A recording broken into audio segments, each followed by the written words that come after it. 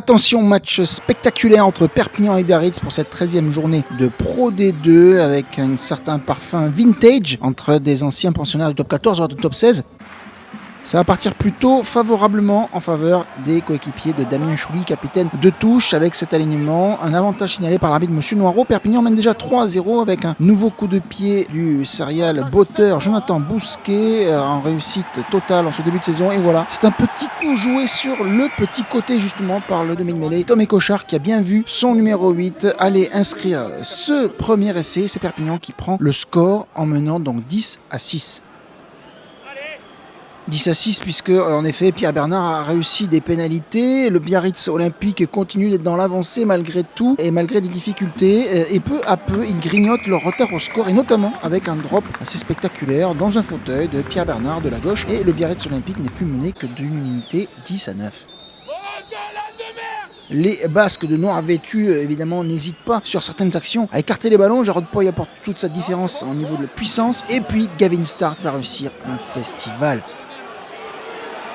L'ailier va aller marquer son 6e essai après un raffut, un coup de pied à suivre et 3 défenseurs au total mis dans le vent. Il maîtrise parfaitement et c'est Biarritz qui prend le large au score, qui mène même les débats 19-10 à la pause avec encore une fois pas mal de pragmatisme et d'efficacité avec Pierre Bernard à la manœuvre, que ce soit dans l'occupation ou face au poteau.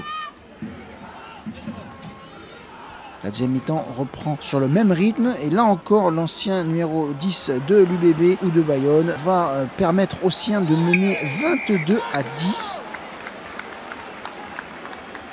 On est à la 45e et Patrick Arletas, le manager catalan, décide de rentrer tout son banc. Et justement, le coaching va faire énormément de bien puisque ça va apporter un surplus de puissance, d'engagement, de volonté. Et puis surtout, on va insister au ras, au pré et dans l'axe.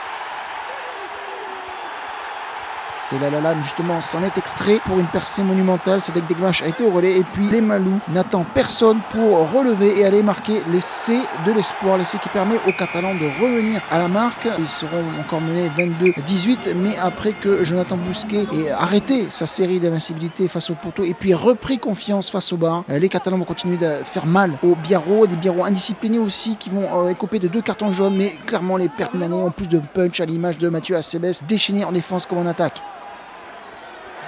On est au cœur d'une action qui est en train de remonter tout le terrain. Monsieur Noireau a le bras tendu avec un avantage en cours. On rappelle que Perpignan mène 24-22 et c'est clairement avec l'heure de jeu passée la volonté d'aller gagner ce match. On écarte, superbe action de Faleafa, l'entrant lui aussi pour notre entrant, Adria Kokadji.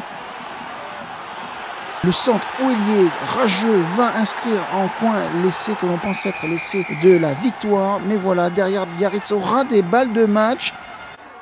Le score est de 29-25, Biarritz revient dans le clou du bonus défensif avec la botte de Pierre Bernard, mais ne saura pas convertir pénal touche ou mêlée ou ruck pour aller marquer un essai. Le BO doit se contenter d'un bonus défensif dans ce match très spectaculaire à 4 essais. Perpignan réalise un 7/7 au niveau des victoires à domicile cette saison et confirme sa très bonne santé du moment et surtout ses intentions de participer à des futures phases finales en fin de saison.